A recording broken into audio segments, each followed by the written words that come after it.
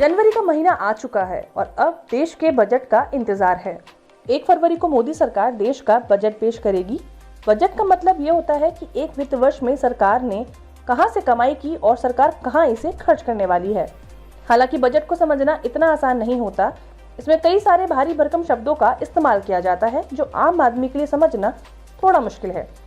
आज हम आपको ऐसे ही शब्दों को आसान भाषा में समझाने की कोशिश करेंगे ताकि अगले महीने जब बजट पेश हो तो आप उसे आसानी से समझ सकें। सबसे पहले बात करते हैं फाइनेंस बिल की। फाइनेंस बिल यानी कि वित्तीय जानकारियां। फाइनेंस बिल के जरिए सरकार एक वित्त वर्ष में अपनी कमाई का ब्यौरा देती है। क्या होता है एप्रोप्रिएशन बिल? एप्रोप्रिएशन बिल को विनियोग विधेयक भी कहा जाता है। इस बिल के जरिए सरकार एक वित्त वर्ष के दौरान अपने खर्च का ब्यौरा देती है। ये भी फाइनेंस बिल का हिस्सा होता है। अब बात बजट एस्टिमेट की। बजट एस्टिमेट यानी कि सरकार अपनी कमाई और खर्च का एस्टिमेट बनाती है। आसान भाषा में समझें तो सरकार इस बात का अनुमान लगाती है कि एक साल में उसकी कितनी कमाई होगी और कितना खर्च होगा।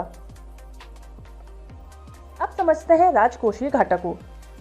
जब सरकार की कमाई उसके खर्च से कम होती है तो वहां राजकोषीय घाटा की स्थिति बनती है। राजकोषीय घाटा का मतलब यह है कि सरकार को अपने खर्च पूरे करने के लिए ज्यादा उधार लेने की जरूरत पड़ सकती है।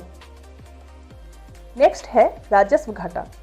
सरकार अपनी कमाई का एक लक्ष्य तय करती है, लेकिन अगर सरकार लक्ष्य के मुताबिक कमाई नहीं कर पाती तो उस अंतर को राजस्व घाटा कहा जाता है। आसान शब्दों में समझें तो सरकार के मंत्रालयों और विभागों पर होने वाला खर्च जब प्राप्तियों से ज्यादा होता है तो वो राजस्व घाटा कहलाता है। क्या होता है राजस्व व्यय? देश को चलाने के लिए सरकार जो पैसे खर्च करती है उसे राजस्व व्यय यानी रेवेन्यू एक्सपेंसेस कहा जाता है। अब समझते हैं डायरेक्ट टैक्स। इसमें वो टैक्स आते हैं जो सरकार सीधा जनता से लेती है। इसमें इनकम टैक्स, कॉर्पोरेट टैक्स और प्रॉपर्टी टैक्स शामिल हैं।